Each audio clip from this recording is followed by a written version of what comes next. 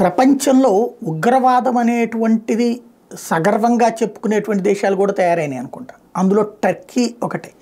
ఇదివరకు లష్కరే తోయిబా, జైషే మహమ్మద్ లాంటి వాళ్ళను పొగిడినటువంటి దేశం అది. ప్రపంచ ఉగ్రవాదానికి పెద్దన్నలుగా తయారవుతున్నారు ఒక్కొక్క దేశం. ఓ పక్కన పాకిస్తాన్ అయితే దానికి పోటీపడి, ఇప్పుడు ఆఫ్ఘనిస్తాన్ వస్తే దానికి పోటీపడి, ఇరాన్ వస్తే ఇరాన్కి పోటీపడి టర్కీ తయారవుతుంది. ఖలీఫా రాజ్యాలు కావాలంటూ వీళ్ళు చేస్తున్నటువంటి అరాచకాలు, పబ్లిక్గా ఉగ్రవాదాన్ని ప్రోత్సహించడం, ఉగ్రవాదుల చర్యల్ని సమర్థిస్తూ అవతల ఉన్న దేశాలని దొంగలుగా చూపించేటటువంటి నాటకాలు ఆడుతూ ఉన్నారు.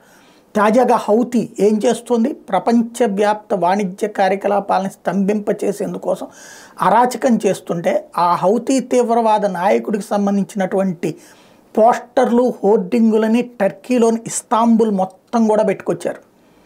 అంటే ఆ దేశపు ప్రభుత్వమే దగ్గరుండి ప్రోత్సహిస్తుందా, లేదంటే హౌతీ తీవ్రవాదుల మద్దతుదారులు టర్కీలో షెల్టర్ తీసుకున్నారనుకోవాలా, లేదా హౌతీ తీవ్రవాదులు టర్కీ స్పాన్సర్షిప్ కూడా ఉందా?